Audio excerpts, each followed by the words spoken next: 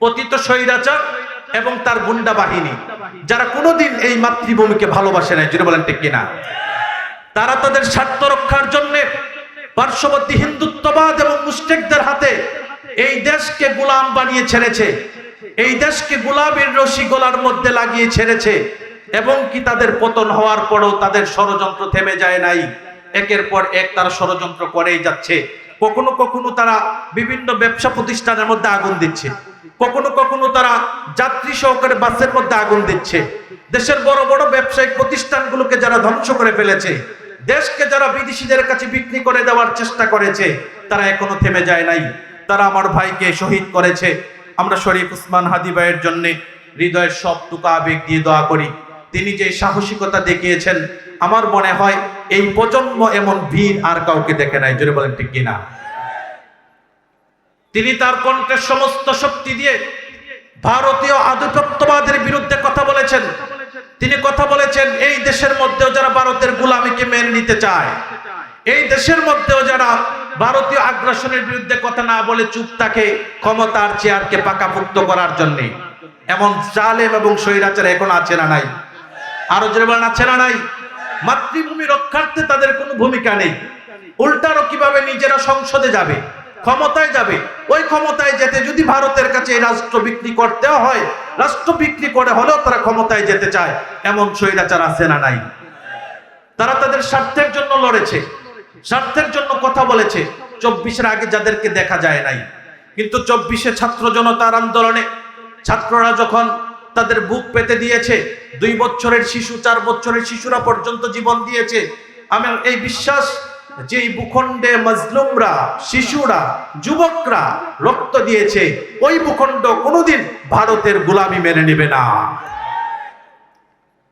আমরা শ্রদ্ধার সাথে স্মরণ করছি, আমরা তার জন্য দোয়া করি। কিছুক্ষণ আগে দেখলাম বাংলাদেশে এসে তার লাশ, তার দেহ এসে পৌঁছেছে।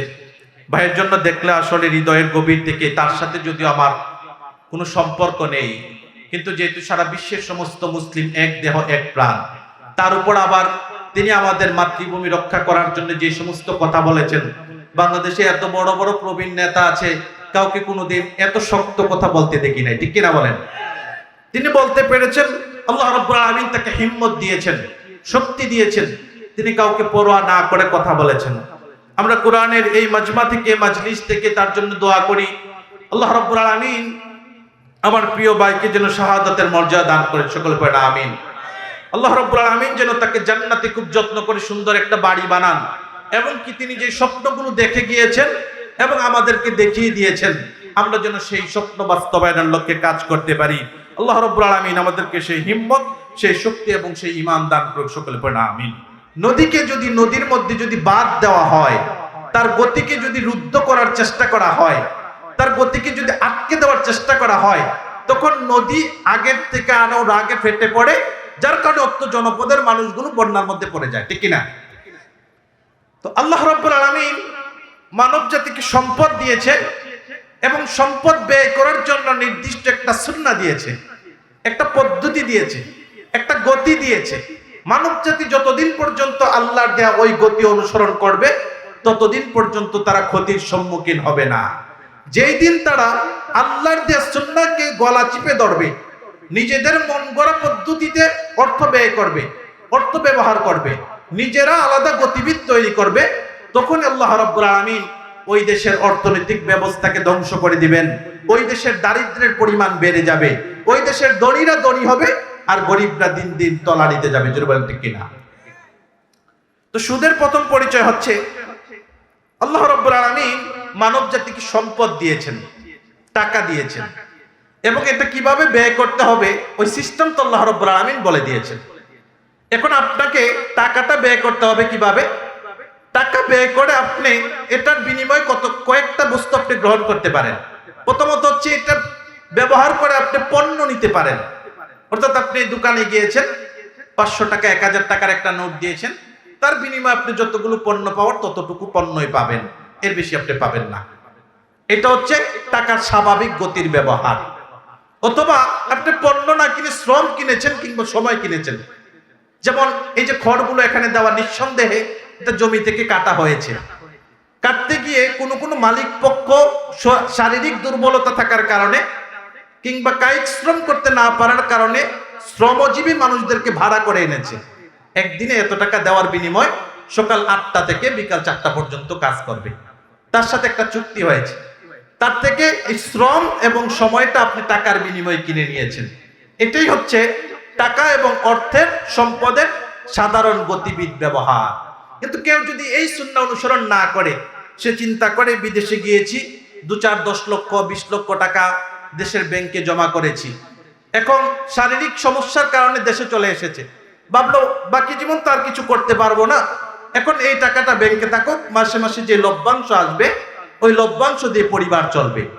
এটা সুন্নাহ কিংবা এটা স্বাভাবিক গতির অর্থের ব্যবহার নয়, যার কারণে এটা ইসলামী শরিয়ার পরিভাষায় সুদ। আর এই সুদ যারা খাবে তাদের ভয়াবহ পরিণতি কি হবে আল্লাহ রাব্বুল আলামিন কোরআন কারীমে স্পষ্ট বলে দিয়েছেন। আল্লাহ রাব্বুল আলামিন বলেন, الذين يأكلون الربا لا يقومون إلا كما يقوم الذي يتخبطه الشيطان من المس ذلك بأنهم قالوا إنما البيع مثل الربا وأحل الله البيع وحرم الربا الله أكبر الله رب العالمين বলেন আল্লাযীনা ইয়াকুলুনার রিবা, যারা সুদ খাচ্ছে, সুদের সাথে যারা সম্পৃক্ত। এখানে আল্লাহ রাব্বুল আলামিন ইয়াকুলুনা শব্দটা দিয়েছে, মুজারে শব্দ দিয়েছে। জাহেলি যুগে আয়াতগুলো নাযিল হয়েছিল, তৎকালীন সময়ে যারা খেয়েছে, কিয়ামত পর্যন্ত যারা সুদ খাবে সকলের জন্য আল্লাহ রাব্বুল আলামিন একই বিধান দিলেন। আল্লাযীনা ইয়াকুলুনার রিবা, যারা সুদ খাচ্ছে এবং কিয়ামত পর্যন্ত খাবে, প্রত্যেক সুদখোরের জন্য বিধান হলো লা ইয়াকুমুনা ইল্লা কামা ইয়াকুমুল্লাযী ইয়াতাকাব্বাতুহুশ শাইতানু মিনাল মাস। কঠিন কিয়ামতের ময়দানে তারা পাগলের মতো দাঁড়াবে। বুঝে থাকলে বলেন তারা কিসের মতো দাঁড়াবে? সকলে বলেন কিসের মতো? পাগলের আবার অনেক শ্রেণী বিভাগ আছে। কোন শ্রেণীর পাগল হয় তারা দাঁড়াবে? ইয়াতাকাব্বাতুহুশ শাইতানু মিনাল মাস। জমিনের মধ্যে এমন অনেক মানুষ আছে যাদের উশৃঙ্খল চলাফেরার কারণে শয়তান তাদেরকে ধরে। মাঝে মধ্যে আমরা অনলাইনে দেখি বা আমাদের সমাজে দেখি অনেক ইয়ং তরুণীদেরকে জিনে ধরে, শয়তানে ধরে। তখন তারা এমন সব আচরণ করে যেটা অস্বাভাবিক, স্বাভাবিক না। এমন দৃশ্য দেখা যায় কি যায় না? সকলে বলেন দেখা যায় কি যায় না?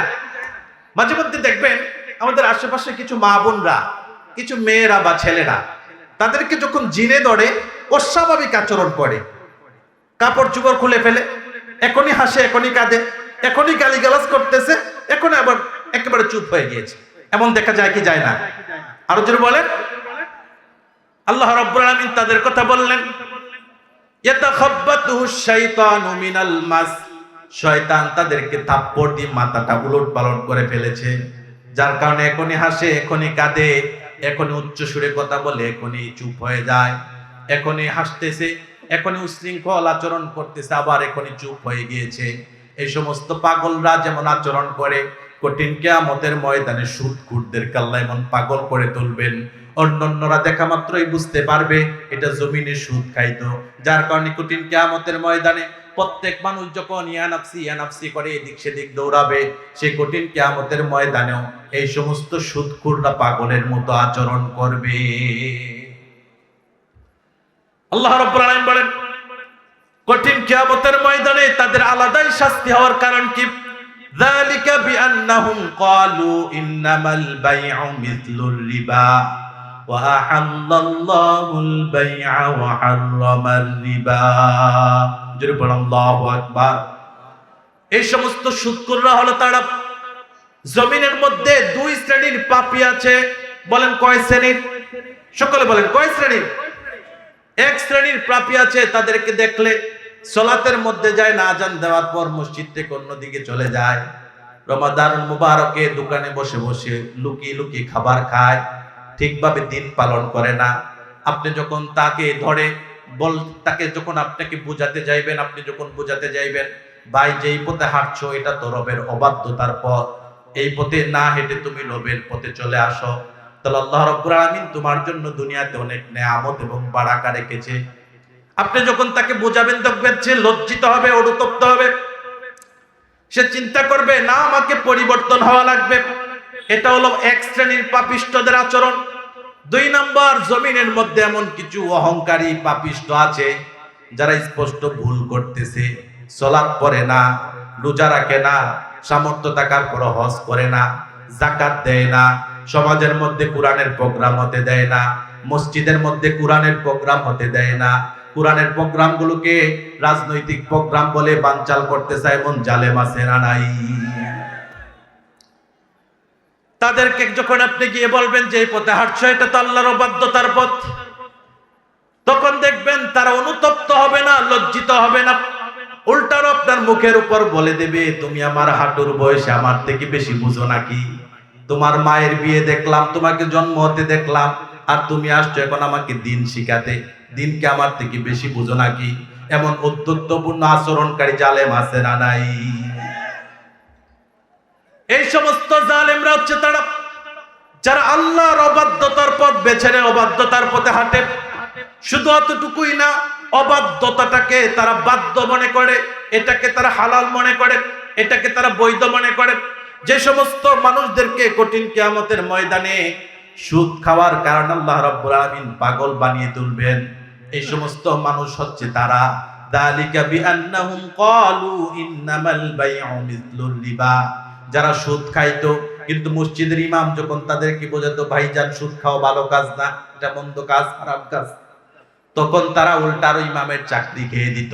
এমন জালেম আছে না নাই? এই সমস্ত মানুষরা বলতো ইন্নামাল বাইউ মিসলুর রিবা, নিঃসন্দেহে ব্যবসা যেটা সুদ তো একই জিনিস। আল্লাহ রাব্বুল আলামিন যেটাকে হালাল করেছেন এটা তারা হারাম সাব্যস্ত করত, আল্লাহ রাব্বুল আলামিন যেটাকে হারাম করেছে সেটাকে তারা বৈধ মনে করত।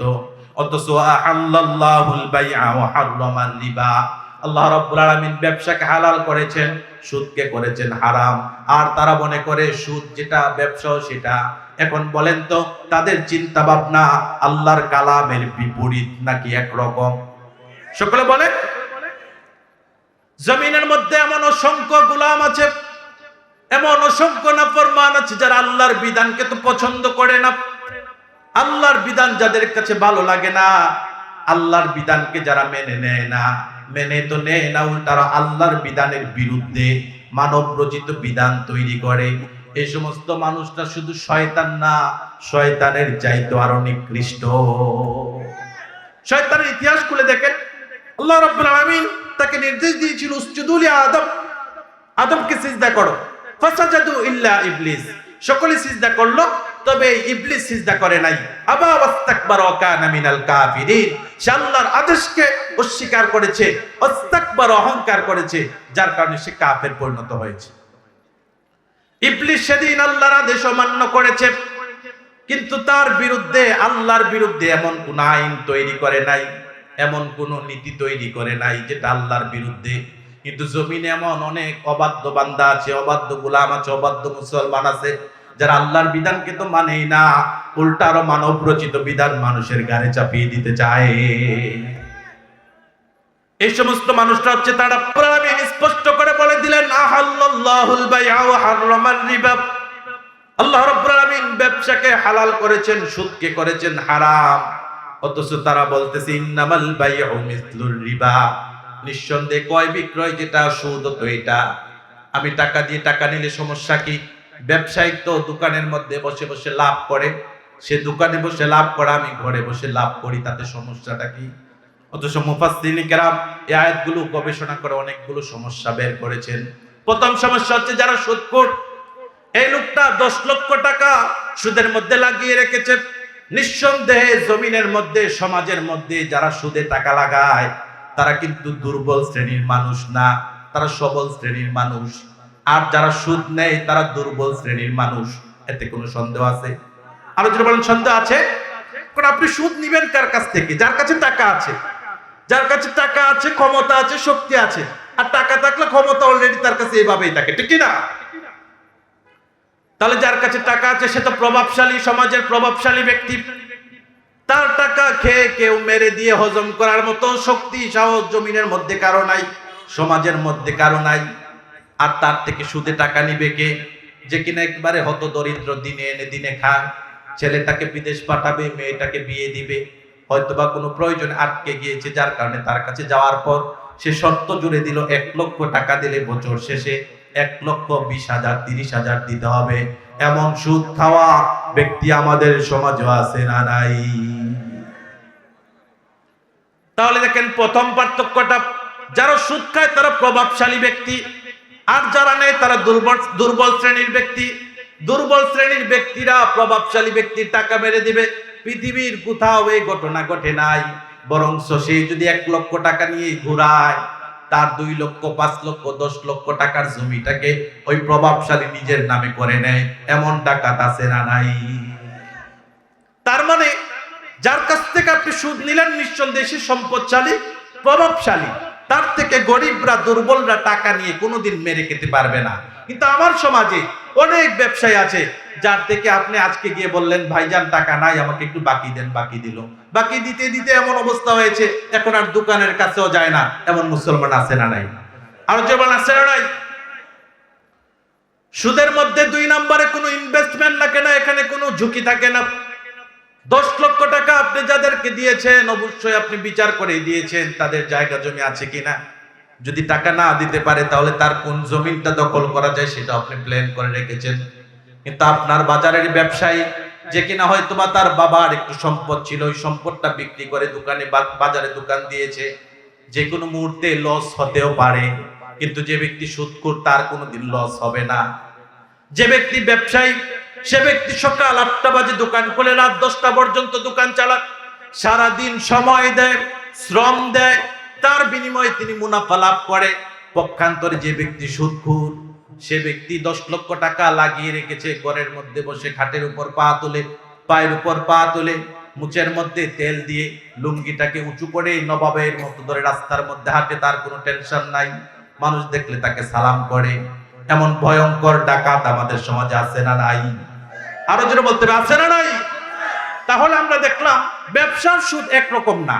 ব্যবসার মধ্যে একটা ইনভেস্টমেন্ট লাগে, সেখানে শ্রম দেওয়া লাগে, মেধা দেওয়া লাগে। শুধু শ্রম দিলে হয় না। এমন অনেক ব্যবসায়ী আছে যারা লক্ষ লক্ষ টাকা ইনভেস্ট করার পরও মার খায়, ধরা খায়, লস খায়। আছে না নাই? সকলে বলেন আছে না নাই?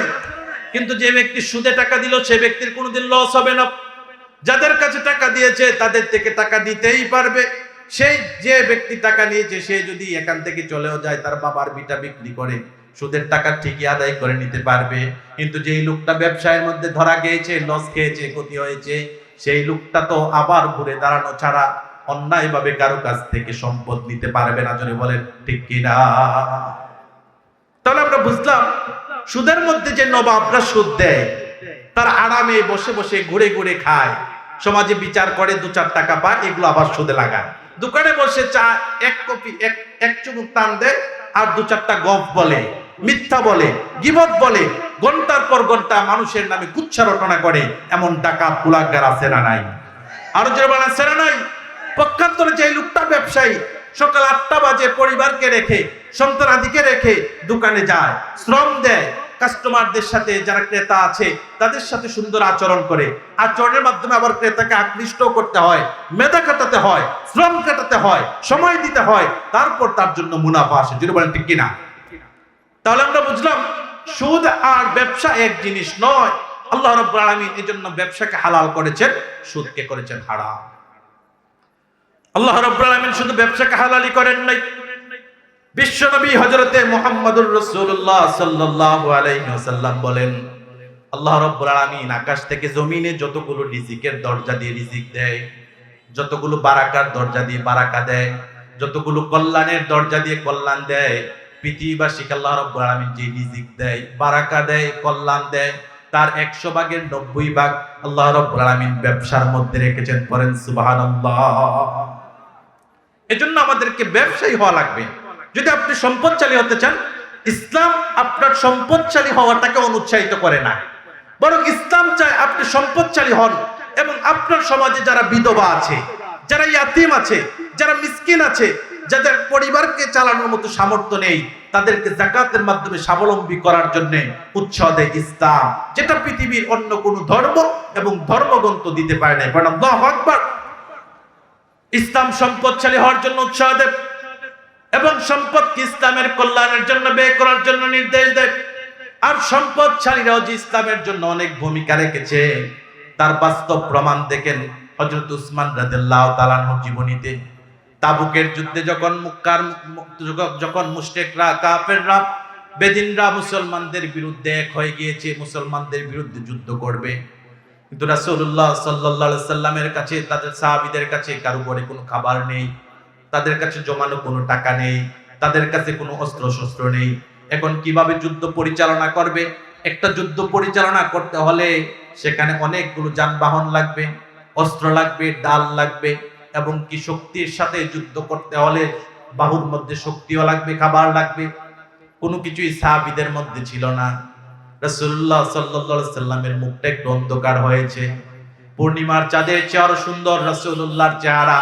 এই চেহারাটা যখন অন্ধকার হয়, আমার মনে হয় পুরা পৃথিবীটাই তখন অন্ধকার হয়ে যায়। যদি বলেন ঠিক কিনা? রাসূলুল্লাহ সাল্লাল্লাহু আলাইহি সাল্লামের এই অবস্থা দেখে হযরত উসমান রাদিয়াল্লাহু তাআলা আনহু দাঁড়িয়ে গেলেন। তিনি বললেন, হে রাসূল, তাবুকের যুদ্ধে যাওয়া এবং আসা পর্যন্ত যত খরচ লাগে আমি উসমান দিব। আল্লাহু আকবার।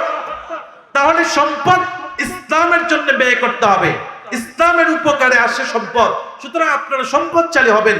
এই সম্পদশালী হওয়ার জন্য আল্লাহ রাব্বুল আলামিন যে সুন্নাহ দিলেন, যে পদ্ধতি দিলেন, সেটা হচ্ছে ব্যবসা করতে হবে। আর এই ব্যবসার মধ্যে 90 ভাগ বারাকাত ঢেলে দিয়েছেন কে? আর যারা বলেন কে? এজন্য আমাদেরকে ব্যবসা করতে হবে। সাহাবায়ে কেরামের জীবনে তো এই সুন্নাহগুলো পাবেন, এই আদর্শগুলো পাবেন। হযরতে আব্দুর রহমান ইবনে আউফ রাদিয়াল্লাহু তাআলা আনহুর জীবনী খুলে দেখেন। তিনি যখন মক্কা থেকে মদিনাতে হিজরত করলেন, তখন সিরাতবিদরা, ঐতিহাসিকগণ বলেন তার জামার পকেটে মাত্র 5 দিরহাম কিংবা 4 দিরহাম ছিল, এর থেকে বেশি কোনো টাকা ছিল না। মক্কা থেকে যখন মুহাজিররা মদিনাতে আনসারী হয়ে চলে আসলেন, হিজরত করে যখন মুহাজিররা চলে আসলেন, মদিনার আনসারীরা মক্কার মুহাজিরদেরকে কে কার ঘরে নেবেন এটার জন্য প্রতিযোগিতা করেছিলেন। আল্লাহু আকবার। এটাই হচ্ছে মুসলমানদের ভ্রাতৃত্ব, এটাই মুসলমানদের ভালোবাসা। এই বন্ধন পৃথিবীর কোন স্বার্থ কোনদিন ছিন্ন করতে পারে না। যদি বলেন ঠিক কিনা?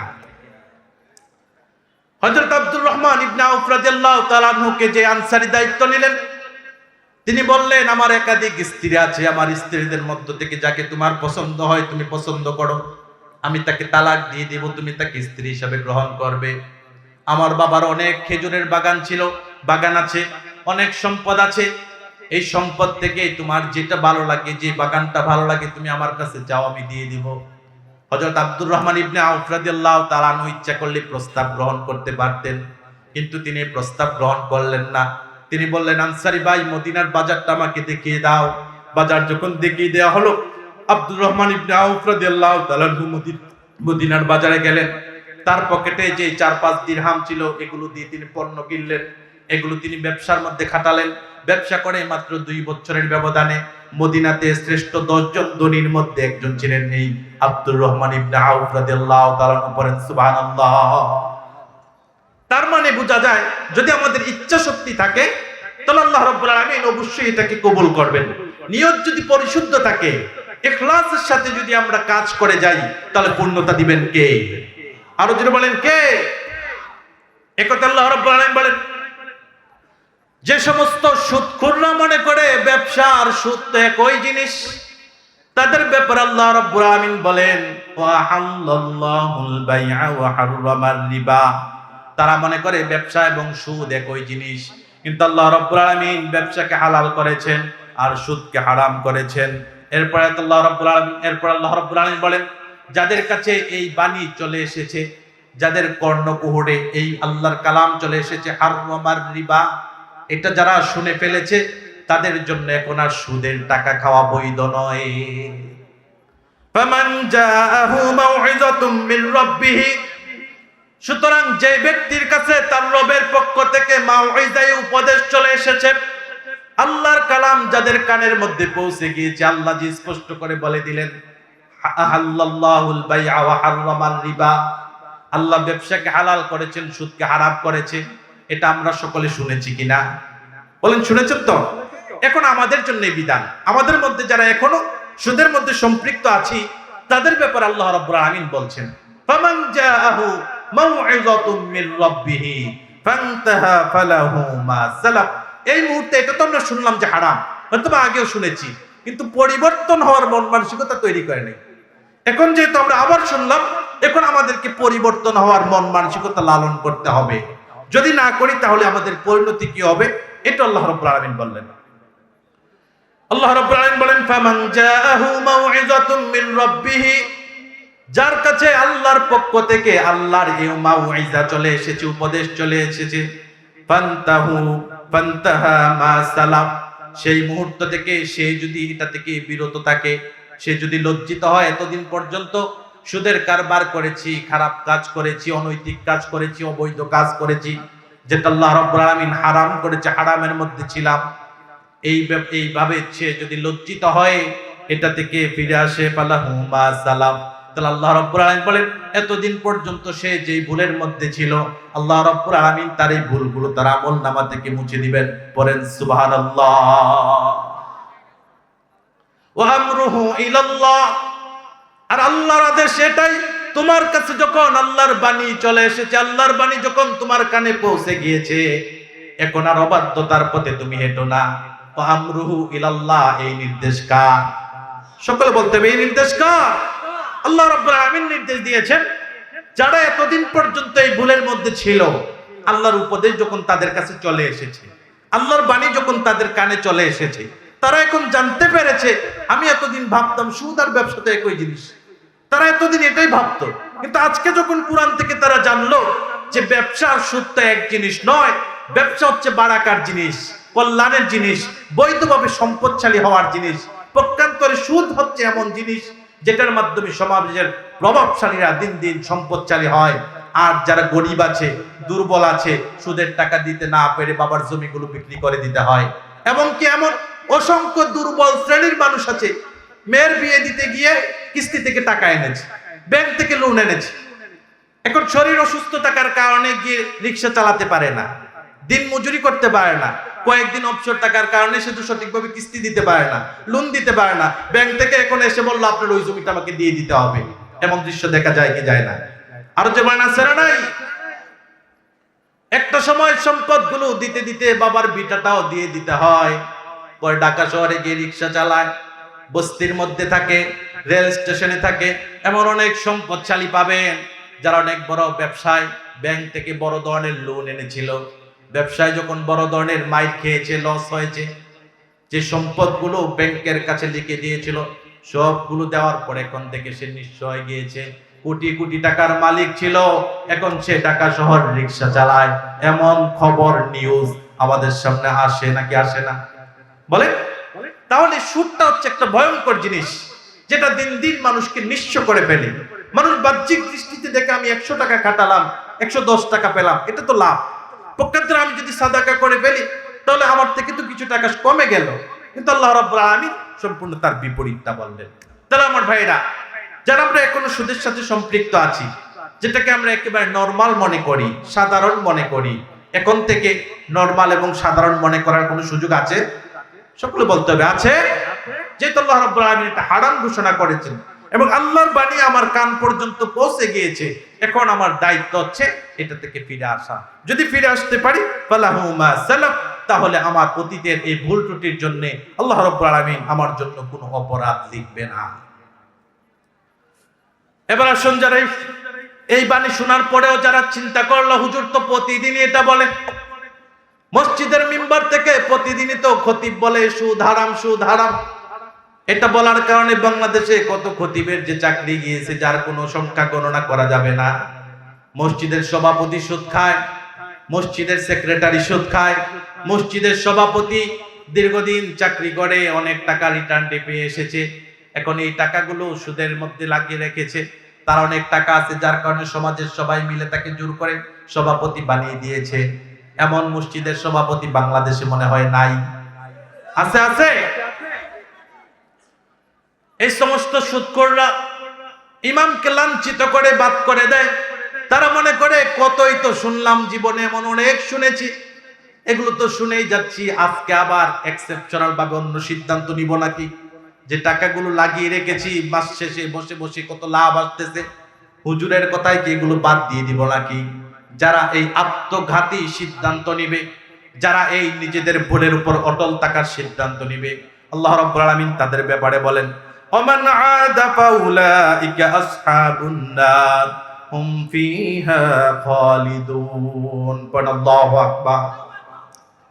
যার কাছে আল্লাহর পক্ষ থেকে বাণী চলে এসেছে, আল্লাহ রাব্বুল আলামিন যে সুদকে হারাম করেছেন, এটা শোনার পরেও যে ব্যক্তি আদা মানে সীমা লঙ্ঘন করা, অবাধ্যতার পথ বেছে নেওয়া, নিজের মতের উপর অটল থাকা, আল্লাহর বিধানকে তোয়াক্কা না করে নিজের সিদ্ধান্তটাকেই সঠিক মনে করা, যারা এই কাজটা করবে, আল্লাহ রাব্বুল আলামিন বলেন, তুমি হয়তোবা দুনিয়াতে এখন শক্তি আছে, পাওয়ার আছে, বাহুতে শক্তি আছে, কণ্ঠে শক্তি আছে, এজন্য দাপট কাটিয়ে আল্লাহর বিরুদ্ধে নিজের সিদ্ধান্তের উপর অটল থেকে তুমি সুদ খেলা। কিন্তু তোমার একটা পরিণতি আছে, তোমার যখন হায়াতের বেলা পড়িয়ে যাবে, তোমাকে আমার কাছে আসতে হবে, আর আমার কাছে যখন আসবা আমি তোমার দিকে ফিরেও তাকাবো না। ফাউলাইকা আসহাবুন নার, তোমাকে জাহান্নামের ফেরেশতারা তোমাকে টেনে টেনে জাহান্নামে নিয়ে যাবে। জোরে বলেন নাউযুবিল্লাহ। এখন আপনি সুদকে কি করতে পারলেন? সুদকে আপনি সম্পদ জমিয়েছেন, ব্যাংকে জমিয়েছেন, অনেক টাকা জমিয়েছেন, অনেক সম্পদ রেখেছেন, অনেক জায়গা জমির মালিক হয়েছেন, সন্তানদেরকে দিয়েছেন ভোগ করার জন্য, তারা ভোগ করবে, তারা আরাম করবে, তারা আয়েশ করবে, কিন্তু চিরস্থায়ী জাহান্নামে পুরাতে হবে আপনাকে, ঠিক কি না? তাহলে আল্লাহর বাণী আসার পর আর অবাধ্যতার পথ বেছে নেওয়া যায় না। আল্লাহর পক্ষ থেকে স্পষ্ট নিদর্শন আসার পর আর নিজের মতের উপর অটল থাকা যায় না। যেহেতু আমরা মুসলিম, আমরা আল্লাহ রাব্বুল আলামিনের কাছে আমাদের জান এবং মালকে আত্মসমর্পণ করে দিয়ে দিয়েছি। আল্লাহ রাব্বুল আলামিন যখন ইব্রাহিম আলাইহিস সালামকে বললেন আসলিম, ক্বালা আসলামতু লিরাব্বিল আলামিন, সেদিন কিন্তু সাথে সাথে ইব্রাহিম আলাইহিস সালাম বললেন, আমি আত্মসমর্পণ করলাম সেই রবের প্রতি যিনি রব্বিল আলামিন, সমস্ত মাখলুকাতের রব, সমস্ত সৃষ্টিজীবের রব, সমস্ত সৃষ্টিজীবের পরিচালক, সমস্ত সৃষ্টিজীবের রিজিকদাতা, সমস্ত সৃষ্টিজীবের হুকুমদাতা। সুতরাং তিনি যেহেতু হুকুমদাতা, তিনি আমাকে নির্দেশ করছেন সুদ থেকে বেঁচে থাকা লাগবে, আর যদি বেঁচে না থাকি, ওমান আদা ফাউলাইকা আসহাবুন নার হুম ফিহা খালিদুন। যদি আল্লাহর আদেশ মানি না মানি, তাহলে আমার পরিণতি কি হবে? আমাকে চিরস্থায়ী জাহান্নামে যাওয়া লাগবে। সেখানে আমাকে যে সামান্য একটু শাস্তি দিয়ে আল্লাহ আবার ছেড়ে দিবে এমনটা না। আল্লাহ রাব্বুল আলামিন বলেন হুম ফিহা খালিদুন, সেখানে তাদেরকে চিরস্থায়ী ভাবে জাহান্নামে থাকা লাগবে। সুতরাং আমার ভাইয়েরা, দুনিয়াতে আপনি সম্পদশালী হলে মানুষ আপনার পিছনে স্বার্থের জন্য ঘুরবে। মানুষ যতক্ষণ পর্যন্ত আপনার থেকে তার স্বার্থ লুটতে পারবে, ততদিন পর্যন্ত আপনাকে ভালো মানুষ বলবে। আর যেই কিনা তার স্বার্থ অনুযায়ী আপনি ব্যবহৃত হবেন না, তার সাথে ওইরকম আচরণ করবে না, তখন আপনার সাথে যতদিন পর্যন্ত যে বন্ধুত্বপূর্ণ আচরণ রাখতো, সেই পিছনে গিয়ে আপনাকে সুদখোর বলে গালি দিবে। আছে না নাই? আরো জবান আছে না নাই? এজন্য আমাদেরকে সিদ্ধান্ত নিতে হবে, সুদের ভয়াবহতা সম্পর্কে জানতে হবে এবং এটা থেকে আমাদের বিরত থাকতে হবে। এবার আসেন, যারা আমরা এই চিন্তায় বসে আছি, হুজুর তো এটা বলবেই যে সুদ থেকে বেঁচে থাকতে হবে, কিন্তু সুদের মাধ্যমে তো আমি অনেক লাভবান হচ্ছি, বসে বসে টাকা পাচ্ছি, কিন্তু হুজুর বলে যে এটা নাকি আল্লাহ রাব্বুল আলামিন হারাম করেছেন। সুদের মাধ্যমে তো আমি সম্পদশালী হচ্ছি, দিন দিন আঙ্গুল ফুঁড়ে কলা গাছ হচ্ছি, আমার তো কোনোদিন কোনো সমস্যা হচ্ছে না, তাহলে কি কেন তারা এটার বিরুদ্ধে কথা বলে? এবার আসুন আল্লাহ রাব্বুল আলামিন কি বলেন। আল্লাহ রাব্বুল আলামিন বলেন ইয়ামহাকুল্লাহুর রিবা ওয়া ইউরবিস সাদাকা, যারা সুদ খায়, সুদ খেয়ে সুদের টাকা জমিয়ে অনেক বাড়ি করে, গাড়ি করে, অনেক সম্পদের মালিক হয়, আল্লাহ রাব্বুল আলামিন তাদের সম্পদগুলো ধ্বংস করে দেন, নষ্ট করে দেন। ওয়ুরবিস সাদাকা, পক্ষান্তরে যারা সাদকা করে, মানুষদেরকে দান করে, গরিবদেরকে দান করে, গোপনে গোপনে দান করে, আল্লাহ রাব্বুল আলামিন তাদের এই সাদাকাটাকে বৃদ্ধি করে দেন। পড়েন সুবহানাল্লাহ। সুদখোর হয়তো বা বাহ্যিক দৃষ্টিতে দেখে তার সম্পদ বাড়তেছে, টাকা লাগিয়েছিল 10 লাখ, 1 বছর পর এটা 11 লাখ 12 লাখ হয়ে গিয়েছে, সে দেখতেছে এটার মধ্যে কত লাভ, বসে বসে লাভ, কিন্তু আল্লাহ রাব্বুল আলামিন বলেন ইয়ামহাকুল্লাহুর রিবা, আল্লাহ সুদের সম্পদকে ধ্বংস করে দেন, নষ্ট করে দেন, বিনষ্ট করে দেন। যারা সুদ খায় দেখবেন তাদেরকে আল্লাহ রাব্বুল আলামিন এমন এমন রোগের মধ্যে রেখেছেন, যার কারণে অনেক নিয়ামত তারা খেতে পারে না, অনেক ভালো কাজ তারা করতে পারে না, এমন অনেক নিয়ামত থেকে বঞ্চিত। সে মাসে হয়তোবা তার সমস্ত সম্পদ ইনভেস্ট করে সুদ পায় 50,000, কিন্তু মাস শেষে তাকে চিকিৎসা বাবদ দিতে হয় 1 লাখ। এমন সুদ আছে না নাই? আরো যেটা বলে এমন সুদ আছে না নাই? সে মনে করে সম্পদ তো বৃদ্ধি পাচ্ছে, বাড়তেছে, ওইখানে সামান্য কিছু খাটালাম, মাস শেষে আমি পেয়ে যাচ্ছি, কোনোদিন ক্ষতি হওয়ার সম্ভাবনা নাই। ব্যবসা প্রতিষ্ঠানে দুর্বৃত্তরা আগুন দিয়ে দিতে পারে, এখানে আগুন দেওয়ার মতো কেউ নেই, এটা একবার রেখেছি নিরাপদে, লাভ শুধু আসতে আছে আসতে আছে, আমি লাভবান হচ্ছি। কিন্তু আল্লাহ রাব্বুল আলামিন সম্পূর্ণ বিপরীত বললেন, ইয়ামহাকুল্লাহুর রিবা, আল্লাহ রাব্বুল আলামিন সুদের টাকাকে ধ্বংস করে দেন, সুদের টাকাকে নষ্ট করে দেন। সমাজের অনেক বড় সুদখোর ছেলেটা মানুষ হয় নাই, মদ খায়, গাঁজা খায়, ইয়াবা খায়, কোথাও পুলিশের কাছে ধরা পড়েছে, এখন তাকে জরিমানা দিতে হবে 5 লক্ষ টাকা। সুদখোরের সন্তানদের এমন কার্যকলাপ বাংলাদেশে আছে না নাই? আরো যে আছে না নাই? সে সমাজের সুদখোর, তার সন্তান ইফটিজিং করে ধরা খেয়েছে, নারীকে নিয়ে রিসোর্টে ধরা খেয়েছে। আল্লাহ রাব্বুল আলামিন এখানে তাকে লাঞ্ছিত করেছেন, আর্থিক জরিমানা করেছেন। কোন কোন কায়দায় আল্লাহ তার থেকে সম্পদ কেড়ে নিবে এটা সে বুঝতে পারবে না। শারীরিক অসুস্থতা দিয়ে আল্লাহ তার থেকে সম্পদ কেড়ে নিবে। সন্তানগুলো অবাধ্য হবে, মদ খাওয়ার জন্য, গাঁজা খাওয়ার জন্য বাবার গলার মধ্যে ছুরি ধরবে, পর্যাপ্ত টাকা না পেলে ছুরি দিয়ে বাবাকে হত্যা করে ফেলবে। এমন দৃশ্য বাংলাদেশে আছে না নাই? তাহলে আপনি বাহ্যিক দৃষ্টিতে লাভবান হচ্ছেন, কিন্তু আল্লাহ বলতেছেন ইয়ামহাকুল্লাহুর রিবা, সুদের দ্বারা যে সম্পদটা আপনি অর্জন করবেন, এই সম্পদটাকে আল্লাহ রাব্বুল আলামিন ধ্বংস করে দিবেন। ওয়ুরবিস সাদাকা, পক্ষান্তরে আপনি যে সাদাকাটা করবেন, রাসূলুল্লাহ সাল্লাল্লাহু আলাইহি সাল্লাম বলেন, বুখারীর হাদিস, কোন বান্দা যখন আল্লাহর পথে 1 দিরহাম, 1 দিনার, 1 টাকা দান করে, আল্লাহ রাব্বুল আলামিন এটা সামান্য টাকা বলে উড়িয়ে দেয় না। আমরা রাস্তাঘাটে চলাফেরা করি, মাঝে মধ্যে গাড়ির মধ্যে টকটক করে ফকিররা, তাদেরকে দেখবেন অল্প টাকার নোট দিলে, ছোট টাকার নোট দিলে তারা নিতে চায় না। এখনের ফকিররা আবার অনেক স্মার্ট, তাদেরকে বড় নোট দিতে হয়। হয় কি হয় না? বলেন হয় কি হয় না? কিন্তু আল্লাহ রাব্বুল আলামিন বলেন, আল্লাহ রাব্বুল আলামিনের কাছে সামান্য টাকাটাও সামান্য না। কেউ যদি 1 দিরহাম, 1 দিনার কিংবা 1 টাকা আল্লাহর পথে দান করে, আল্লাহ রাব্বুল আলামিন যেটাকে অবহেলা করে এক পাশে রেখে দিবে, এমন আচরণ আল্লাহ করে না। আল্লাহ কি করেন? আল্লাহ রাব্বুল আলামিন এই 1 টাকাকে খুব যত্ন সহকারে লালন পালন করে। রাসূলুল্লাহ সাল্লাল্লাহু আলাইহি সাল্লাম উদাহরণ দিতে গিয়ে বলেন, মক্কার মানুষদের কাছে সবচেয়ে প্রিয় বস্তু ছিল উট, আর উটের মধ্যে সবচাইতে প্রিয় ছিল লাল উট। যার একটা লাল উট আছে, এখন যেভাবে আমাদের একটা গাড়ি আর শহরে একটা প্লাট থাকলে আমি অনেক বড় ধনাঢ্যশীল, আমি অনেক স্বাবলম্বী, ঠিক আরবের লোকেদের মধ্যে এই চিন্তা ছিল, যার একটা লাল উট আছে তার কাছে মনে হয় পৃথিবীর সব সম্পদে আছে। এই লাল উটের বাচ্চাগুলো যখন জন্মগ্রহণ করত, তখন তারা নিজেদের বাচ্চাদেরকে যেমন যত্ন করত, তার থেকে আরো সযত্নে এই বাচ্চাগুলোকে লালন পালন করত। কেননা এটা তো একটা উটের বাচ্চা না, এটা স্বর্ণের টুকরা, এই জন্য তারা খুব যত্ন সহকারে এগুলো লালন পালন করত। যেহেতু আরবের লোকেরা এটা তো অভ্যস্ত, এই জন্য রাসূলুল্লাহ সাল্লাল্লাহু আলাইহি সাল্লাম উদাহরণ দিতে গিয়ে বলে, তোমার 1 টাকার যে সাদাকা, এটা হয়তোবা তোমার কাছে কিছু না, কিংবা যাকে দিয়েছো তার কাছে হয়তোবা কিছু না। এই 1 টাকা, 2 টাকা, 5 টাকা দিয়ে সে হয়তো কোনো কিছুই করতে পারবে না, কিন্তু রব্বে কারীম এটাকে খুব যত্ন সহকারে লালন পালন করবে, যেমন কিনা আরবের লোকেরা লাল উটের বাচ্চাকে লালন পালন করে। আল্লাহু আকবার। তাহলে আপনার সাদাকাটাকে আল্লাহ রাব্বুল আলামিন খুব যত্ন সহকারে লালন পালন করবে, এটাকে আল্লাহ রাব্বুল আলামিন বড় করবে। একটা চারা গাছকে লাগানোর পর যখন এটার আগাছা ছাপ করে দিতে হয়, পরিষ্কার করে দিতে হয়, সার দিতে হয়, পানি দিতে হয়, যত্ন করে এটাকে লালন পালন করতে হয় ফল দেওয়া পর্যন্ত। আপনি যখন আল্লাহর জন্য 1 টাকা সাদাকা করবেন, আপনার যে সম্পদ আছে, আপনি বাহ্যিক দৃষ্টিতে দেখবেন পকেটে টাকা ছিল 100 টাকা, দান করলাম 20 টাকা, এখন আছে 80 টাকা, আমার সম্পদ হয়তো বা কমে গিয়েছে। কিন্তু আল্লাহ রাব্বুল আলামিন বলেন তাদের সম্পদ করে না, কমে না। ওয়ুরবিস সাদাকা, সে যে সাদাকাটা করলো, এটাকে আল্লাহ রাব্বুল আলামিন লালন পালন করতে করতে 20 টাকাকে এমন অগণিত টাকায় পরিণত করতে পারে, যেটা ওই বান্দা কোনোদিন কল্পনাও করতে পারে না। তাহলে আল্লাহ রাব্বুল আলামিন আমাদেরকে সাদাকা করার নির্দেশ দিলেন, সুদ থেকে বেঁচে থাকার নির্দেশ দিলেন। তারপরেও যারা সুদের সাথে সম্পৃক্ত হবে, কঠিন কিয়ামতের ময়দানে তাদের অবস্থা কেমন হবে?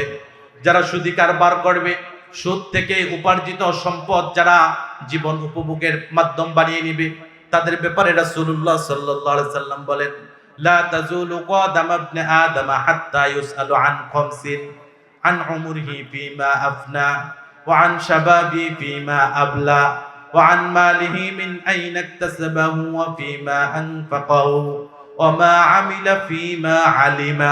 রাওয়াহু তিরমিজি। তিরমিজির হাদিস।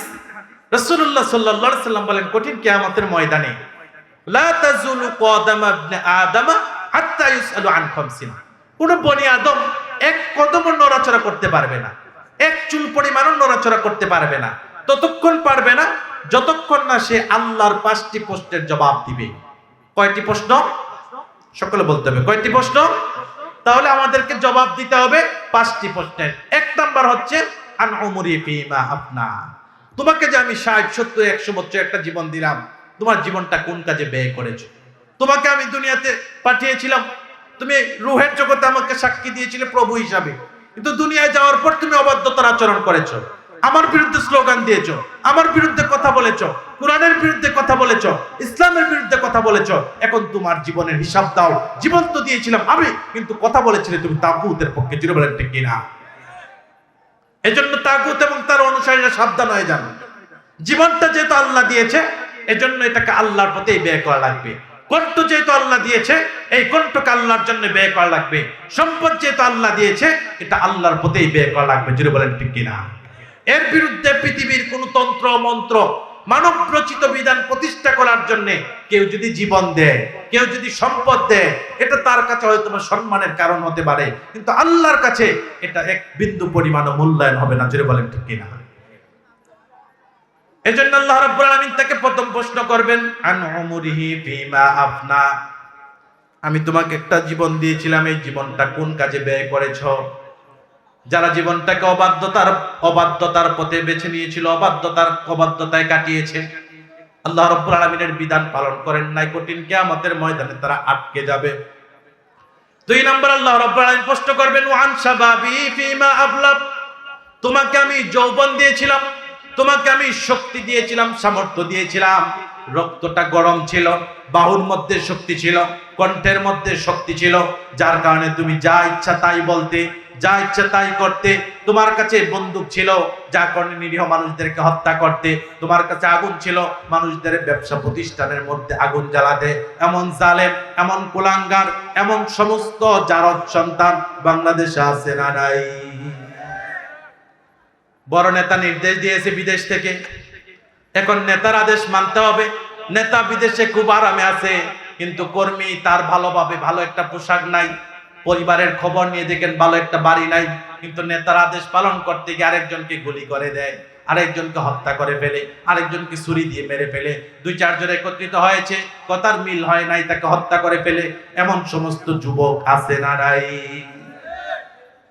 যারা যৌবনের শক্তিকে অন্যায় কাজে ব্যয় করে।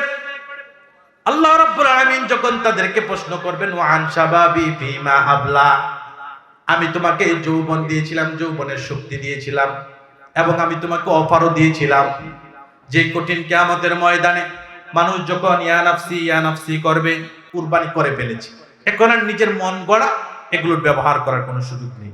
সুতরাং যুবক ভাইদেরকে বলবো, এমন নেতার পিছনে গিয়ে মিছিল করবেন না। এই যে সামনে নির্বাচন আসতেছে, এমন অসংখ্য যুবক আছে যাদেরকে 300 টাকা 500 টাকা দিয়ে কিনতে পাওয়া যায় কি যায় না? আর যেমন পাওয়া যায় কি যায় না? আপনাদের ব্যাপারে সতর্কবাণী হচ্ছে, যেই নেতার থেকে একটা সিঙ্গারা খেয়ে, একটা সমোসা খেয়ে, একটা কুক খেয়ে 2-4-500 টাকা পেয়ে তার বিরুদ্ধে তার পক্ষে গিয়ে স্লোগান দিলেন, এমন স্লোগান দিলেন যেটা কোরআনের বিরুদ্ধে, এমন স্লোগান দিলেন যেটা ইসলামের বিরুদ্ধে, এমন স্লোগান দিলেন যেটা ইসলাম এবং ইসলামী শক্তির বিরুদ্ধে, কঠিন কিয়ামতের ময়দানে ওই নেতার পিছনে যদি আপনি দাঁড়ান, আল্লাহ রাব্বুল আলামিন আপনার থেকে মুখ সরিয়ে নেবে। সেদিন কিন্তু আল্লাহ রাব্বুল আলামিনের জাহান্নাম আপনার জন্য প্রস্তুত থাকবে। এজন্য এখনই আমাদের সতর্ক হওয়ার দরকার আছে না? আরো যেমন আছে না নাই? তো আল্লাহ রাব্বুল আলামিন কঠিন কিয়ামতের ময়দানে বনি আদমকে যে 5টা প্রশ্ন করবে। 2 নম্বর প্রশ্ন, ওয়ান শাবাবি ফিমা আবলা, তোমাকে আমি যৌবন দিয়েছিলাম, যৌবনের শক্তি দিয়েছিলাম, এই শক্তি কোন কাজে ব্যয় করেছো? 3 নম্বরে যে প্রশ্নটা থাকবে, ওয়ান মালিহি মিন আইনা ইকতাসাবাহু, দুনিয়াতে আমি দেখেছি তোমার অনেক সম্পদ ছিল, ফেরেশতারা আমাকে বলেছে তুমি অনেক সম্পদশালী, এখন আমাকে জবাব দাও তোমার সম্পদগুলো তুমি কিভাবে উপার্জন করেছো, অর্জন করেছো। এখন যারা সুদখোর তারা আল্লাহর কাছে কি বলবে? তারা এই কথা বলবে, আল্লাহ আমরা জানার পরেও সুদি কারবার করেছি, সুদি কারবার করে আমরা সম্পদশালী হয়েছি, এই দেখেন আমার সম্পদের লিস্ট, এটা হচ্ছে লিস্ট, আমার সম্পদের 70 ভাগই সুদের সাথে সম্পৃক্ত, সবগুলো সুদ খেয়ে আমি জমিয়েছি। এখন এই কথা যদি কেউ রবের সামনে বলে, সে কি রবের সামনে দাঁড়িয়ে কথা বলতে পারবে? আর যে বলেন পারবে? কারণ সে জানে এটা হারাম করতে উপার্জিত। আল্লাহ রাব্বুল আলামিনের সামনে দাঁড়িয়ে তার জবাব দেওয়ার মতো কোনো উত্তর থাকবে না। এজন্য আল্লাহ রাব্বুল আলামিন আমাদেরকে সতর্ক করেছেন, রাসূলুল্লাহ সাল্লাল্লাহু আলাইহি সাল্লাম আমাদেরকে স্পষ্ট বলে দিয়েছেন, ওয়া আন মালিহি মিন আইনা ইকতাসাবাহু ওয়া ফিমা আনফাকাহু, এবং কোন কাজে ব্যয় করেছো এটার একটা জবাব দিতে হবে। এখন যদি তুমি এটাকে ডিজে পার্টির পিছনে ব্যয় করো, নাইট ক্লাবে গিয়ে অবৈধ নারীদের সাথে মেলামেশা করতে গিয়ে যদি ব্যয় করো, যদি ডিজে ডান্স করতে গিয়ে ব্যয় করো, যাত্রাপাল করতে গিয়ে ব্যয় করো, তাহলে আল্লাহর কাছে জবাব দেওয়া লাগবে কি লাগবে না? আর যে বলেন লাগবে কি লাগবে না? তাহলে আল্লাহর কাছ থেকে যদি আমরা জবাব দিয়ে বাঁচতে চাই, তাহলে আমাদের প্রথম কাজ হচ্ছে আমাদের জীবনটাকে শুধরাতে হবে, ঠিক করতে হবে। 2 নম্বর, আমাদের যৌবনটাকে আল্লাহর পথে ব্যয় করা লাগবে। 3 নম্বর, আমাদের সম্পদগুলো হালাল ভাবে উপার্জন করা লাগবে। 4 নম্বর, হালাল খাতেই ব্যয় করা লাগবে। হালাল উপার্জন করার পরেও যদি কেউ হারাম খাতে ব্যয় করে, তাদের জন্য আল্লাহ রাব্বুল আলামিনের কাছে জবাবদিহি করতে হবে। সর্বশেষ রাসূলুল্লাহ সাল্লাল্লাহু আলাইহি সাল্লাম বলেন, 5 নম্বরে তাকে জিজ্ঞাসা করা হবে, ওয়ান ওমা আমিলা ফিমা আলিমা, তোমাকে আমি বিবেক দিয়েছিলাম, বুদ্ধি দিয়েছিলাম, জ্ঞান দিয়েছিলাম। পৃথিবীতে মানুষের দেহটা যদিও ছোট্ট, বনের অনেক বড় বড় প্রাণী আছে, হাতি আছে, সাগরের মধ্যে নীল তিমি আছে, অনেক বড় বড় প্রাণী আছে, যেগুলোর কাছে আমরা দাঁড়ালে আমাদেরকে মশার মতো ছোট মনে হয়। এত ছোট্ট ছিলে, তুচ্ছ ছিলে, তারপরও তোমাকে বিবেকের কারণে, আকলের কারণে, বুদ্ধির কারণে আমি তোমাকে শ্রেষ্ঠত্ব দিয়েছিলাম, তোমাকে আমি জ্ঞান দিয়েছিলাম। এখন আমার কাছে জবাব দাও, এই যতটুকু জ্ঞান আমি তোমাকে দিয়েছিলাম, সেই জ্ঞানের উপর তুমি কতটুকু আমল করেছো? তাহলে আল্লাহ রাব্বুল আলামিনের কাছে আমাদেরকে জবাব দিতে হবে। যে পয়েন্টটা থেকে আমরা এসেছিলাম, যে আমরা যদি সুদে লেনদেন করে, সুদি কারবার করে সম্পদ উপার্জন করি, তাহলে আল্লাহ রাব্বুল আলামিন যখন আমাদেরকে জিজ্ঞাসা করবেন, ওয়ান মালিহি মিন আইনা ইকতাসাবা, কোথায় থেকে সম্পদ উপার্জন করেছো এটার জবাব দাও। কোন কোন খাত থেকে সম্পদ উপার্জন করে তুমি সম্পদশালী হয়েছিলে এটার জবাব দাও। সেদিন কিন্তু আল্লাহ রাব্বুল আলামিনের এই প্রশ্নে আমাদেরকে আটকে যেতে হবে। এজন্য আমার ভাইয়েরা, আসুন আমরা সতর্ক হই, সমস্ত সুদি কারবার ছেড়ে দেই, সমস্ত সুদকে বর্জন করে আমরা যদি সম্পদশালী হতে চাই, তাহলে আল্লাহ রাব্বুল আলামিন যে পদ্ধতি আমাদেরকে দিয়েছেন, আমাদেরকে ব্যবসা করতে হবে। এছাড়া অন্য কোনো পন্থায় হারাম ভাবে সম্পদশালী হওয়া, এটা আল্লাহ রাব্বুল আলামিন আমাদের জন্য বৈধ রাখেন নাই। আল্লাহ রাব্বুল আলামিন এই কথাই বললেন, ইয়ামহাকুল্লাহুর রিবা ওয়া ইউরবিস সাদাকা, আল্লাহ সুদের টাকাকে ধ্বংস করে দিবেন, সুদের টাকাকে আল্লাহ রাব্বুল আলামিন নষ্ট করে দিবেন। আল্লাহ রাব্বুল আলামিন সুদের টাকাকে একেবারে মিশিয়ে দিবেন, সে জানবেও না কোন কোন খাতে আল্লাহ রাব্বুল আলামিন তাকে শাস্তি দিচ্ছেন, সে বুঝতেও পারবে না। এমন অসংখ্য মানুষ আছে যাদের এমন কিছু রোগ হয়ে যায় যেটা সে ধরতেও পারে না। অনেক বড় বড় ডাক্তার দেখায়, ডাক্তারও বলে আপনি তো সব ঠিক আছেন, কিন্তু তারপরও তার সমস্যা যায় না। এমন রোগী আছে না নাই? আর যে বলা আছে না নাই? আল্লাহ রাব্বুল আলামিন এইভাবে সুদখোরদেরকে এমন সব শাস্তি দিবেন যেটা সে কোনোদিন অনুধাবনও করতে পারবে না, বুঝতেও পারবে না। ওয়ুরবিস সাদাকা, পক্ষান্তরে আপনি আপনার সম্পদের যে অংশটা সাদাকা করবেন, রাসূলুল্লাহ সাল্লাল্লাহু আলাইহি সাল্লামের ভাষ্য অনুযায়ী এই সম্পদটাকে আল্লাহ রাব্বুল আলামিন খুব যত্ন সহকারে লালন পালন করবেন। কিয়ামত পর্যন্ত আপনার এই সম্পদটাকে আল্লাহ নিজ দায়িত্বে লালন পালন করবে। আর আল্লাহ যদি কোনো সম্পদের দায়িত্ব নিয়ে এটাকে লালন পালন করে, আল্লাহ কি তার দায়িত্বে কোনো অবহেলা করবে? আর যেমন কোনো অবহেলা করবে? তাহলে আল্লাহ রাব্বুল আলামিন তার দায়িত্বে কোনো অবহেলা করবেন না। সঠিক দায়িত্ব পালন করে রব্বে কারীম আপনার সম্পদটাকে এত যত্ন সহকারে বাড়াবেন, কঠিন কিয়ামতের ময়দানে আপনি যখন দাঁড়িয়ে যাবেন আপনার আমলনামাতে দেখবেন এত এত সওয়াব কোত্থেকে আসলো। তখন আল্লাহ রাব্বুল আলামিন বলবেন, তুমি যে সাদাকা করেছিলে তোমার নিয়তটা ছিল একেবারেই বিশুদ্ধ, তোমার নিয়তটা ছিল একেবারেই পরিষ্কার, যেটা আমি লালন পালন করে তোমার আমল এভাবে বাড়িয়ে দিয়েছি। পড়ো আল্লাহু আকবার। এরপর আল্লাহ রাব্বুল আলামিন বলেন, ইয়ামহাকুল্লাহুর রিবা ওয়া ইউরবিস সাদাকা। আল্লাহ রাব্বুল আলামিন সম্পদ, সুদের সম্পদ ধ্বংস করে দেন, পক্ষান্তরে সাদাকাকে তিনি বৃদ্ধি করে দেন। আল্লাহু লা ইউহিব্বু কুল্লা কাফফারিন আযীম।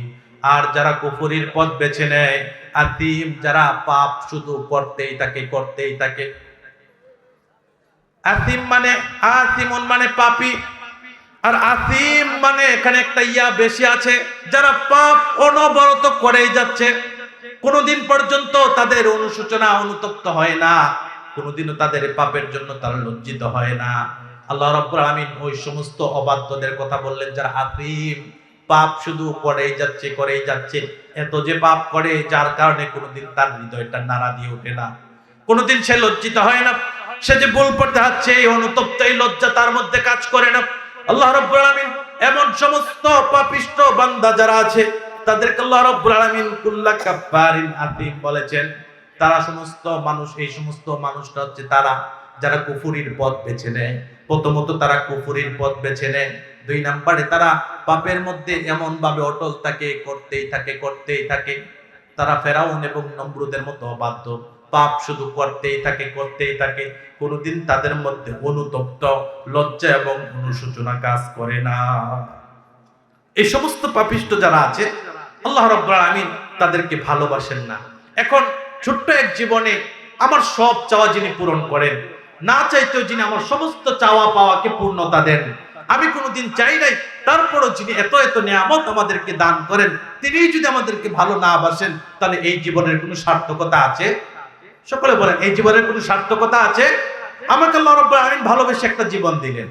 মায়ের পেটে ছিলাম, 4 মাস অতিবাহিত হওয়ার পর যখন আল্লাহ রাব্বুল আলামিন আমার মধ্যে রূহ দিয়ে দিলেন, আল্লাহ রাব্বুল আলামিন আমার এই ছোট্ট দেহটার মধ্যে ছোট্ট ছোট্ট হাড্ডি দিয়ে দিলেন, সুন্দর একটা আকৃতি দিয়ে দিলেন। আল্লাহর কাছে আমাদের কোনোদিনও চাইতে হয় নাই, আল্লাহ আমাদের এখন থেকে তো অক্সিজেন লাগবে, আমাকে অক্সিজেন দিয়েন, এখন থেকে আমার খাবারের প্রয়োজন, খাবার দিয়েন, এটা আমরা কোনোদিন চাই নাই। তারপরও মায়ের পেটে তিনি আমাদের অক্সিজেনের ব্যবস্থা করলেন, আমাদের খাবারের ব্যবস্থা করলেন, যত্ন সহকারে তিনি আমাদেরকে মায়ের গর্ভে লালন পালন করলেন। দুনিয়াতে আসার পর মায়ের বুকের মধ্যে আমাদের খাবারের ব্যবস্থা করলেন, আমাদের জবান দিয়ে কথা বের করার শক্তি আল্লাহ রাব্বুল আলামিন দিলেন। আস্তে আস্তে হাঁটি পা করে হাঁটতে শিখে গেলাম, চলতে শিখে গেলাম, দৌড়তে শিখে গেলাম, খেতে শিখে গেলাম, শ্বাস প্রশ্বাস নিতে শিখে গেলাম। এত কিছু যে রব্বে কারীম আমাদেরকে দিয়েছে, ওই রব যদি আমাদেরকে ভালো না বাসেন, ওই জীবনের কোনো সার্থকতা আছে? সকলে বলতে হবে, ওই জীবনের সার্থকতা আছে?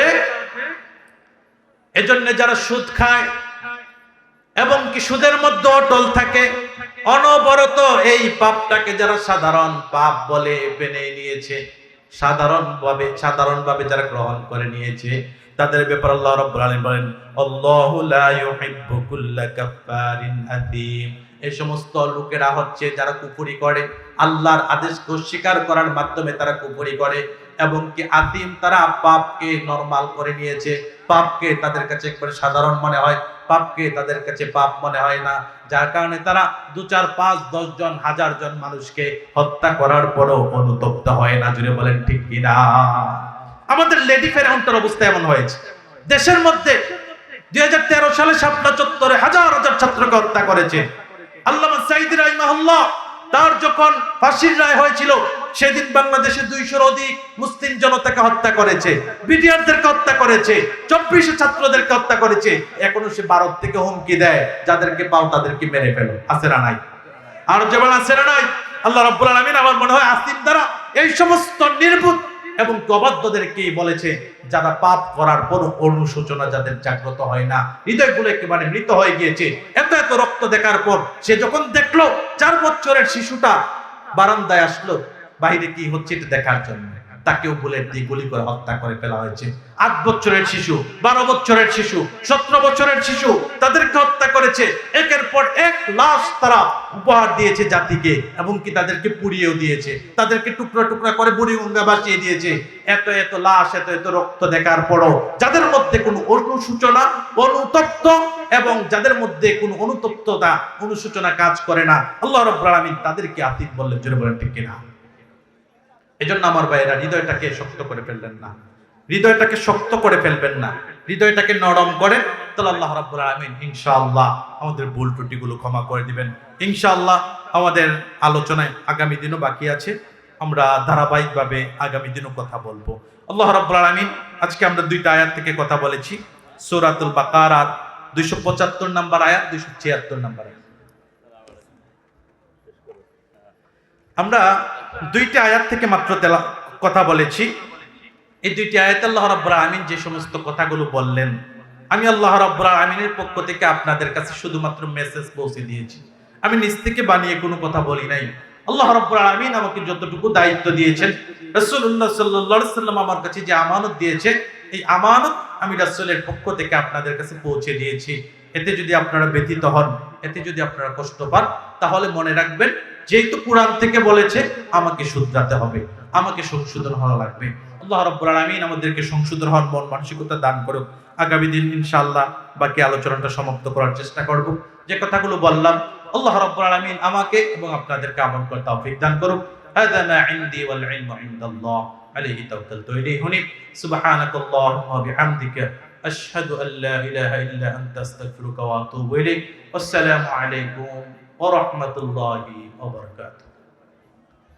আলহামদুলিল্লাহ, সম্মানিত উপস্থিতি, আমাদের মাঝে তাহলে হয়তো বা কোরআনের এই মাজলিসটা একটু সুন্দর লাগবে। আমি আপনাদের কাছে বিনীত আবেদন করব, যারা এখানে দাঁড়িয়ে আছেন আপনারা বসে যাবেন ইনশাআল্লাহ।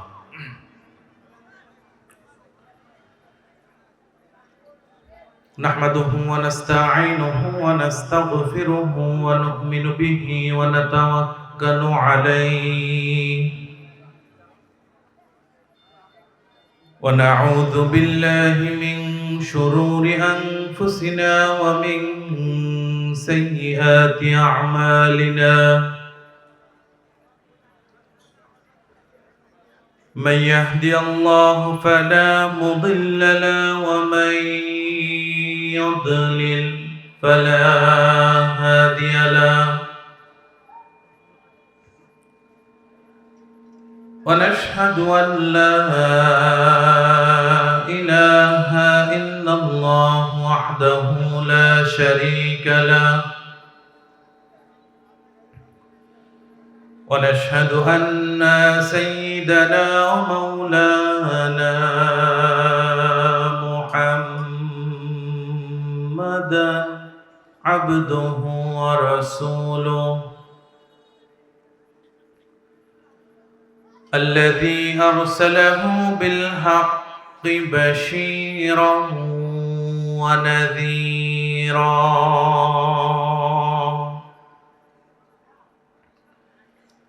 وداعيا إلى الله بإذنه وسراجا منيرا.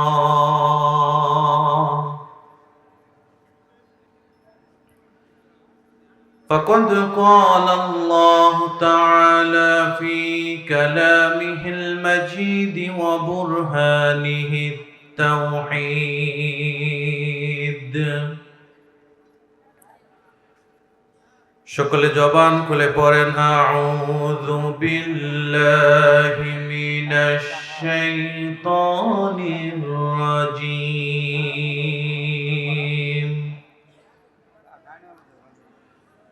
বিসমিল্লাহির রহমানির রহিম।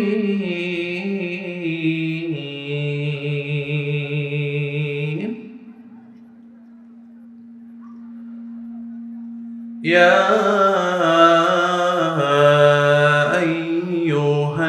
আইয়ুহাল্লাযীনা আমানু ইত্তাকুল্লাহ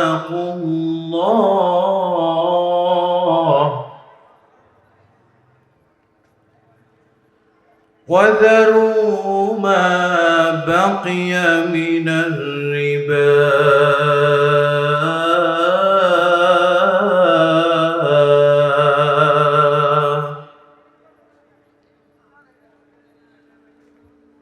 وذروا ما بقي من الربا إن كنتم مؤمنين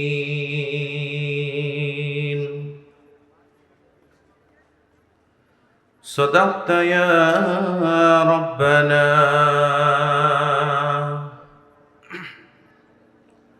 إن الله وملائكته يصلون على النبي يا أيها الذين آمنوا صلوا عليه وسلموا تسليما شكل درود إبراهيم পড়েন اللهم صل على محمد وعلى آل محمد كما صليت على إبراهيم وعلى آل إبراهيم إنك حميد مجيد اللهم بارك على محمد وعلى آل محمد كما باركت على إبراهيم وعلى آل إبراهيم إنك حميد مجيد সকলে পড়ি আলহামদুলিল্লাহ আরো একটা আওয়াজ দিয়ে পড়া যাবে আলহামদুলিল্লাহ কবরবাসীর আত্মার মাগফিরাত কামনায় ও কল্যাণমুখী সমাজ বিনির্মাণে নবাবগঞ্জ যুব সমাজের উদ্যোগে আয়োজিত ঐতিহাসিক 2 দিনব্যাপী দশম তাফসীরুল কুরআন মাহফিলের প্রথম দিবসের সভাপতি শ্রদ্ধাভাজন ব্যক্তিত্ব জনাব গোলাম রব্বানী জমাদার হাফিজাহুল্লাহ আতালাল্লাহু উমরাহু বারাকাল্লাহু ফি হায়াতি সকলে পড়েন আমিন। এই মাহফিলের সভাপতি এই নামটা দেখলে আমার খুব বেশি মনে পড়ে মরহুম মাওলানা মতিউর রহমান জমাদার রাহিমাহুল্লাহ ওনার কথা। আমি এই মসজিদের খতিব থাকার সুবাদে প্রায় 2020 সাল থেকে এখানে ধারাবাহিকভাবে এই মঞ্চে আমি কথা বলি। গত বছর পর্যন্ত উনি সভাপতি ছিলেন, যদিও গত বছর উনি হসপিটালে থাকার কারণে উপস্থিত থাকতে পারে নাই। মাহফিলের পরের দিনই তিনি আল্লাহ রাব্বুল আলামিনের ডাকে সাড়া দিয়ে চলে গিয়েছেন। আমরা কোরআনের এই বাগান থেকে আমাদের মাওলানার জন্য দোয়া করি, আল্লাহ রাব্বুল আলামিন যেন তার ভুল ত্রুটি ক্ষমা করে দিয়ে তার কবরটাকে জান্নাতের বাগান বানিয়ে দেয়, সকল পড়ে আমিন। কথা বলেছেন নাগাইজ দরবার শরীফের সম্মানিত পীর অধ্যক্ষ মুশতাক ফৈজি পীর সাহেব, কথা বলেছেন কারি কামরুল হাসান ভুইয়া। আমার পর কথা বলবেন আল্লামা তারেক মনোয়ার হাফিজাহুল্লাহ।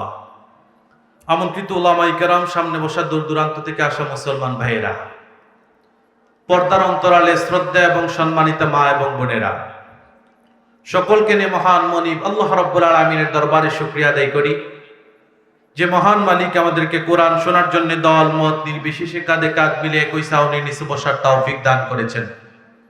সে মহান মালিকের দরবারে আমরা সকলে কালিমাতুশ শুকর পড়ি আলহামদুলিল্লাহ। দরুদ প্রেরণ করছি বিশ্ব মানবতার সর্বশ্রেষ্ঠ শিক্ষক জনাবে মুহাম্মদুর রাসূলুল্লাহ সাল্লাল্লাহু আলাইহি ওয়াসাল্লামের দরবারে, যার আগমনে অন্ধকার একটি সমাজ আলোর দিশা পেল, পথহারা মানুষগুলো পথ খুঁজে পেল। আমরা পেলাম যার মাধ্যমে একটি স্বয়ং সম্পূর্ণ, পরিপূর্ণ, গ্রহণযোগ্য, মনোনীত জীবন ব্যবস্থা তথা ইসলাম। সে রাসূলের প্রতি দরুদ প্রেরণ করছি, সকলে বলছি সাল্লাল্লাহু আলাইহি ওয়াসাল্লাম। আত্মার মাগফিরাত কামনা করছি যারা আল্লাহর জমিনে আল্লাহর দ্বীনকে প্রতিষ্ঠা করার জন্য বদরে যারা তাওহীদ প্রতিষ্ঠা করার জন্য জীবন দিলেন, উহুদে যারা জীবন দিলেন, খন্দক এবং তাবুকে যারা জীবন দিলেন, রাসূলুল্লাহ সাল্লাল্লাহু আলাইহি সাল্লামের সাহাবীদেরকে স্মরণ করছি যারা ইসলাম প্রতিষ্ঠা করার জন্য নিজেদের জান দিলেন এবং মাল দিলেন। স্মরণ করছি যুগ যুগ ধরে যারা আল্লাহর জমিনে আল্লাহর দ্বীন প্রতিষ্ঠা করার জন্য রক্ত দিয়েছেন, যারা তাদের সার্বভৌমত্ব রক্ষা করার জন্য রক্ত দিয়েছেন, জান দিয়েছেন, জীবন দিয়েছেন, পরিবারের মায়া ত্যাগ করে, জীবনের মায়া ত্যাগ করে ইসলামের জন্য, রাষ্ট্রের জন্য, রাষ্ট্র যেন সুন্দরভাবে পরিচালিত হয়, সমস্ত তাগুত থেকে যেন একটা রাষ্ট্র তাওহীদের ভূখণ্ডেতে পরিণত হয়। যারা তাওহীদে ভূখণ্ডের স্বপ্ন দেখেছেন এবং সেই স্বপ্ন বাস্তবায়ন করার জন্য জীবন দিয়েছেন, আল্লাহ রাব্বুল আলামিন তাদেরকে শাহাদাতের মর্যাদা দান করুক। সকলে পড়ে না আমিন। শ্রদ্ধার সাথে আরো স্মরণ করছি 47-এ যারা আমাদেরকে মুশরিকদের, কাফেরদের গোলামি থেকে রক্ষা করেছেন, 71-এ যারা আমাদেরকে স্বাধীনতা দিয়েছেন, এবং কি আরো শ্রদ্ধার সাথে স্মরণ করছি 24-এ আমাদের যুবক ভাইয়েরা, ছাত্র ভাইয়েরা যারা তাদের জীবনের মায়া ত্যাগ করে স্বৈরাচারকে হটাতে, বাংলাদেশকে সমস্ত জালেমের কবল থেকে মুক্ত করার জন্য জীবন দিলেন। আল্লাহ রাব্বুল আলামিন আমাদের 24-এর শহীদ ভাইদেরকে কবুল করুক। সকলে পড়ে না আমিন। যদিও আমাদের যুদ্ধ শুরু হয়েছে অনেক আগে, কিন্তু 24-এ আমরা প্রায় 2000-এর উপর রক্ত দিয়েছি, কিন্তু এর ধারাবাহিকতা এখনো শেষ হয়ে যায় নাই। আপনারা সকলে অবগত আছেন আমাদের 24-এর অন্যতম যোদ্ধা শরীফ উসমান হাদি ভাই, নামটার সাথে পরিচিত আছেন না? আপনারা পরিচিত আছেন? গত জুমাতে জুমার সালাত আদায় করে তিনি যখন বাসায় ফিরতেছিলেন,